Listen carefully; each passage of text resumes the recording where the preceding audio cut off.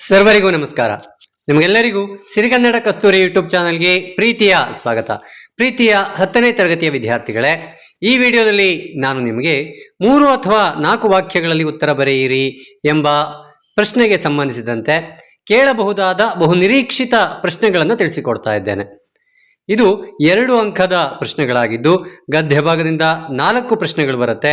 ಹಾಗೆಯೇ ಪದ್ಯದಿಂದ 2 ಪ್ರಶ್ನೆ, ಪಠ್ಯಪೂರಕ ಅಥವಾ ಪಠ್ಯಪೋಷಕ ಅಧ್ಯಯನದಿಂದ 4 ಪ್ರಶ್ನೆಗಳು ಬರುತ್ತೆ. ಯಾವ ಪಾಠ ಅನ್ನೋದು ನಿಮಗಾಗಲೇ ತಿಳಿದಿದೆ. ಗದ್ಯದಲ್ಲಿ ನಮ್ಮ ಭಾಷೆ, ಭಾಗ್ಯಶಿಲ್ಪಿಗಳು, ಲಂಡನ್ ನಗರ ಮತ್ತು ಅಗ್ನಿಭೂತಿ ವಾಯುಭೂತಿಯರ ಕಥೆ. ಈ ಎಲ್ಲ ಪಾಠಗಳಲ್ಲಿ ಒಂದೊಂದು ಪ್ರಶ್ನೆ ಬರುತ್ತೆ. ತಲಾ 2 ಅಂಕ, ಅಂದರೆ 4 ಪಾಠದಿಂದ 8 ಅಂಕಗಳು. ಹಾಗೆಯೇ ಪದ್ಯ ಭಾಗದಲ್ಲಿ ಹಲಗಲಿ ಬೇಡರು ಮತ್ತು ಹಕ್ಕಿ ಹಾರುತ್ತಿದೆ ನೋಡಿದಿರಾ ಎಂಬ 2 ಪದ್ಯದಿಂದ ತಲಾ ಒಂದೊಂದು ಪ್ರಶ್ನೆ, ಅಂದರೆ 4 ಅಂಕಗಳು ಸಿಗತ್ತೆ.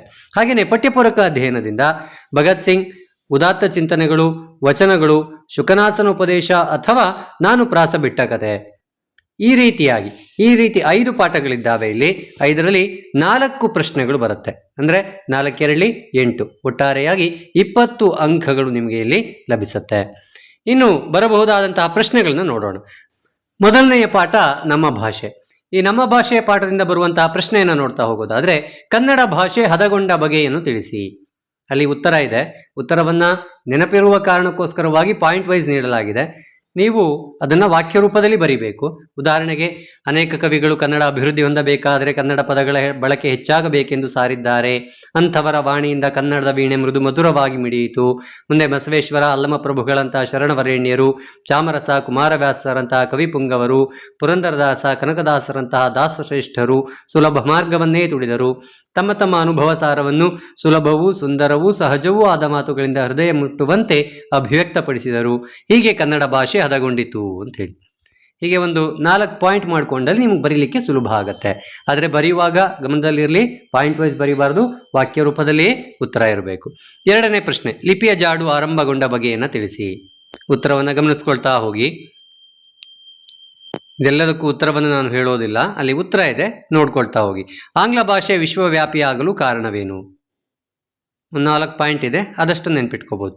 ಇದಲ್ಲದೇನೆ ಇನ್ನೂ ಒಂದು 3 ಪ್ರಶ್ನೆಗಳು ಬರಬಹುದು. ಆ ಪ್ರಶ್ನೆಯನ್ನ ಈ ವಿಡಿಯೋದ ಕೊನೆಯಲ್ಲಿ ನಾನು ನಿಮಗೆ ತಿಳಿಸಿಕೊಡ್ತೇನೆ. ಹಾಗೆಯೇ ಭಾಗ್ಯಶಿಲ್ಪಿಗಳು, ನೆಹರು ಅವರು ಸರ್ ಎಂ ವಿಶ್ವೇಶ್ವರಯ್ಯ ಅವರ ಬಗ್ಗೆ ಹೇಳಿದ ಮಾತುಗಳಾವು? ತುಂಬಾ ಸುಲಭವಾದಂತಹ ಪ್ರಶ್ನೆ ಇದು. ಹೈದರಾಬಾದ್ ನಗರಕ್ಕೆ ವಿಶ್ವೇಶ್ವರಯ್ಯನವರು ಸಲ್ಲಿಸಿದ ಸೇವೆಯನ್ನು ಕುರಿತು ಬರೆಯಿರಿ. ವಿಶ್ವೇಶ್ವರಯ್ಯ ಅವರು ಶಿಕ್ಷಣದ ಬಗ್ಗೆ ಏನೆಂದು ಹೇಳಿದ್ದಾರೆ? ಈ 3 ಪ್ರಶ್ನೆ ಅಲ್ಲ, ಇನ್ನೂ ಬಹಳಷ್ಟು ಪ್ರಶ್ನೆಗಳಿದ್ದಾವೆ ಭಾಗ್ಯಶಿಲ್ಪಿಗಳು ಪಾಠದಿಂದ. ಅದನ್ನ ವಿಡಿಯೋದ ಕೊನೆಯಲ್ಲಿ ನಾನು ನಿಮಗೆ ತಿಳಿಸ್ತೇನೆ.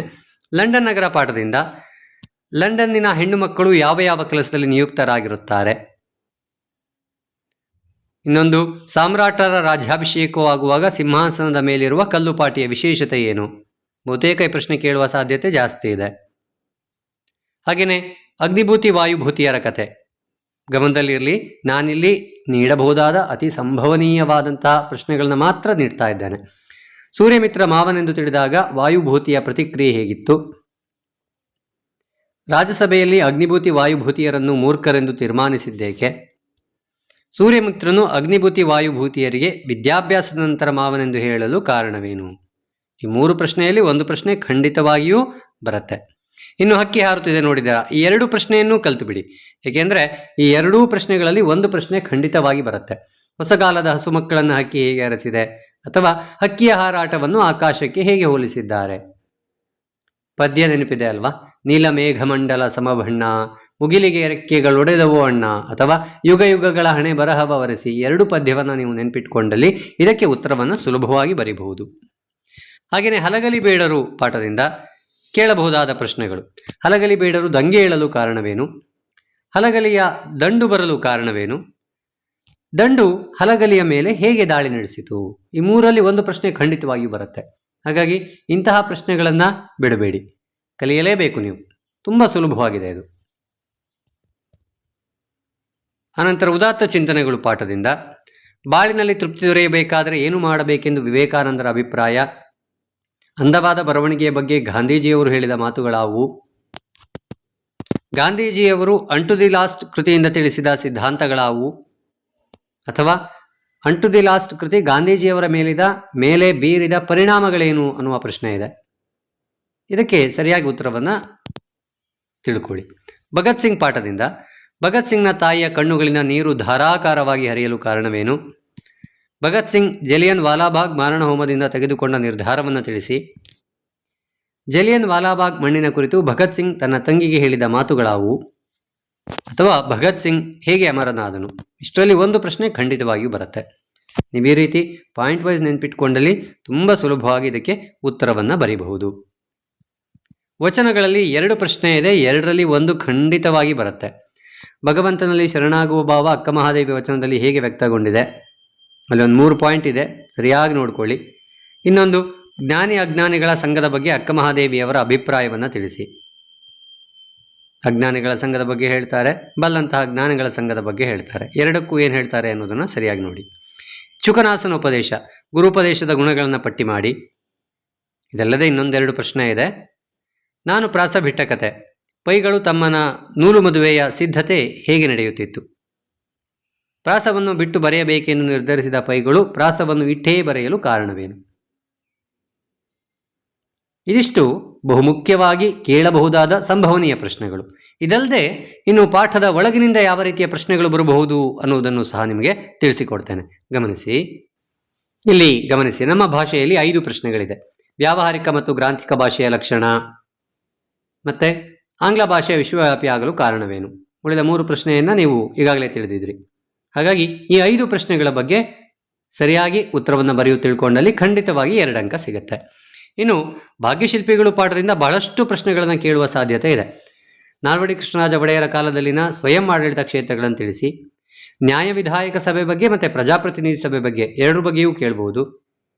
ನಾಲ್ವಡಿ ಕೃಷ್ಣರಾಜ ಒಡೆಯರ ಕಾಲದಲ್ಲಿ ಕಾರ್ಯರೂಪಕ್ಕೆ ಬಂದ ನೀರಾವರಿ ಯೋಜನೆಗಳು. ನೆಹರು ಅವರು ಸರ್ ಎಂ ವಿಶ್ವೇಶ್ವರಯ್ಯವರ ಬಗ್ಗೆ ಹೇಳಿದ ಮಾತು ಸುಲಭವಾಗಿದೆ. ವಿಶ್ವೇಶ್ವರಯ್ಯವರ ವಿದ್ಯಾಭ್ಯಾಸದ ಬಗ್ಗೆ ತಿಳಿಸಿ. ಈಗಾಗಲೇ ಪೂರ್ವಸಿದ್ಧತಾ ಪರೀಕ್ಷೆಯಲ್ಲಿ ಈ ಪ್ರಶ್ನೆ ಇತ್ತು. ಸ್ವಯಂ ಚಾಲಿತ ಬಾಗಿಲುಗಳ ಅನ್ವೇಷಣೆಯಲ್ಲಿ ವಿಶ್ವೇಶ್ವರಯ್ಯನವರ ಕೊಡುಗೆಯನ್ನು ಕುರಿತು ಬರೆಯಿರಿ. ಪ್ರಜಾಪ್ರತಿನಿಧಿ ಸಭೆ ನೂತನ ರೂಪವನ್ನು ಪಡೆದ ರೀತಿ ಈಗಾಗಲೇ ಹೇಳಿದೆ. ನ್ಯಾಯ ವಿಧಾಯಕ ಸಭೆ ಕೇಳಬಹುದು ಅಥವಾ ಪ್ರಜಾಪ್ರತಿನಿಧಿ ಸಭೆ ಕೇಳಬಹುದು. ಇನ್ನೊಂದು, ಅವರ ಕಾಲದಲ್ಲಿ ಜಾರಿಯಾದ ಸಾಮಾಜಿಕ ಕಾನೂನುಗಳಾವು? ಹೈದರಾಬಾದ್ ನಗರದಲ್ಲಿ ವಿಶ್ವೇಶ್ವರಯ್ಯ ಅವರು ಸಲ್ಲಿಸಿದ ಸೇವೆ. ವಿಶ್ವೇಶ್ವರಯ್ಯವರ ಕಾಲದಲ್ಲಿ ಮೈಸೂರು ಮಾದರಿ ಹೊಸ ಆಡಳಿತ ಜನ್ಮ ತಾಳಿದ್ದು ಹೇಗೆ? ಮೈಸೂರು ಮಾದರಿ ಹೊಸ ಆಡಳಿತ ಹೇಗೆ ಜನ್ಮ ತಾಳುತ್ತೆ? ಕೈಗಾರಿಕೀಕರಣಕ್ಕೆ ವಿಶ್ವೇಶ್ವರಯ್ಯ ನೀಡಿದ ಕೊಡುಗೆ, ಹಣಕಾಸು ನೀತಿಯಲ್ಲಿ ವಿಶ್ವೇಶ್ವರಯ್ಯವರು ಮಾಡಿದ ಮಾರ್ಪಾಟು, ವಿಶ್ವೇಶ್ವರಯ್ಯವರ ಸಾಧನೆಗೆ ಸಂದ ಪ್ರಶಸ್ತಿ ಪುರಸ್ಕಾರ, ವಿಶ್ವೇಶ್ವರಯ್ಯ ಬರೆದ ಪುಸ್ತಕ, ಶಿಕ್ಷಣದ ಬಗ್ಗೆ ವಿಶ್ವೇಶ್ವರಯ್ಯ ಅವರು ಏನು ಹೇಳಿದ್ದಾರೆ? ಇಷ್ಟು ಪ್ರಶ್ನೆಗಳಿದೆ. ನಿಮಗೆ ಪೂರ್ಣ ಅಂಕಗಳನ್ನು ಗಳಿಸಲೇಬೇಕು ಅಂತಿದ್ರೆ ಈ ಎಲ್ಲ ಪ್ರಶ್ನೆಗಳಿಗೆ ಒಮ್ಮೆ ಉತ್ತರವನ್ನು ನೋಡ್ಕೊಳ್ಳಿ. ಇನ್ನು ಲಂಡನ್ ನಗರದಿಂದ ಈ ಪಾಠದಿಂದ ಒಂದು 7 ಪ್ರಶ್ನೆಗಳು ಬರುತ್ತೆ. ಮೂಲವರ್ತ ಅಂಗಡಿಯಲ್ಲಿ ಸಿಗುವ ವಸ್ತುಗಳಾವು? ಹೆಣ್ಣು ಮಕ್ಕಳು ಯಾವ್ಯಾವ ಕೆಲಸದಲ್ಲಿ ನಿಯುಕ್ತರಾಗಿದ್ದಾರೆ?